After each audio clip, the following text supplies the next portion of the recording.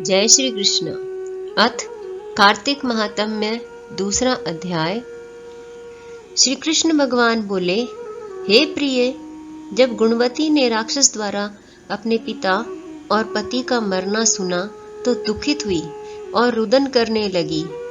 हे स्वामी, हे पिता, आप मुझे छोड़कर कहाँ चले गए? मैं आपके बिना क्या करूं? अब मेरे भोजन वस्त्र का प्रबंध कौन करेगा? अब मैं किसकी शरण लूं? मैं विधवा हो गई हूं। विधाता का मेरे ऊपर कोप हुआ। मैं कैसे जीऊं? श्री कृष्ण जी बोले, कुकरी के समान विलाप करती हुई, हवा से हिलते हुए केले के पत्ते की तरह कांपती हुई वह पृथ्वी पर गिर पड़ी। थोड़ी देर में सावधान होने पर फिर विलाप करने लगी और शोक समुद्र में डूब गई।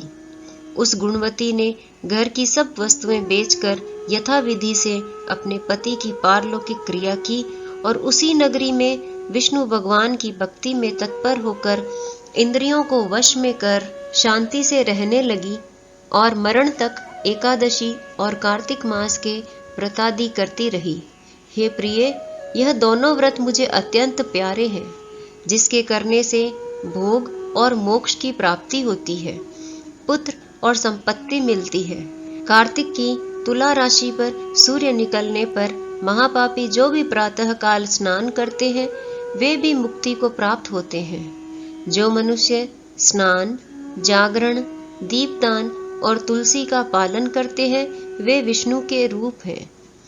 विष्णु भगवान के मंदिर में झाड़ना, सतिया काटना तथा विष्णु की पूजा आदि का कार्य जो मनुष्य करते हैं वह जीवन मुक्त होते हैं।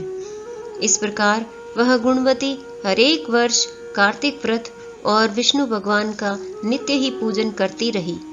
एक समय वृद्धावस्था के कारण दुर्बल होने से, रोग और ज्वर से पीड़ित होने पर भी गंगा स्नान को गई।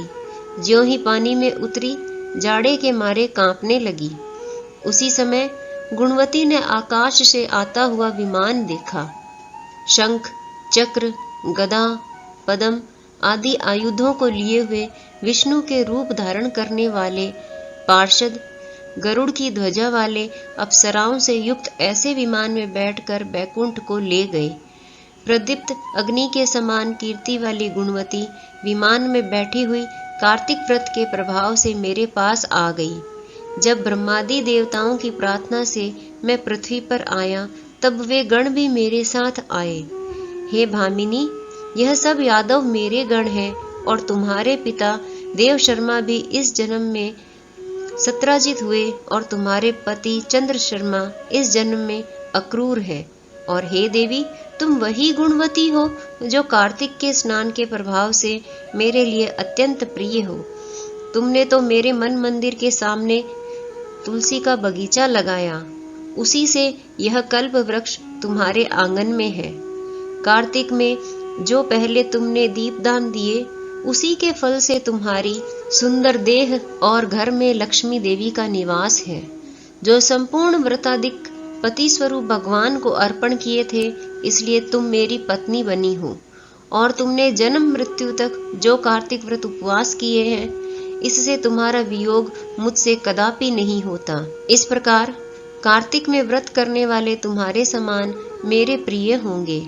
सूत जी बोले, सत्यभामा जी अपने पूर्व जन्म का हाल जानकर बड़ी प्रसन्न हुई। जय श्री कृष्ण।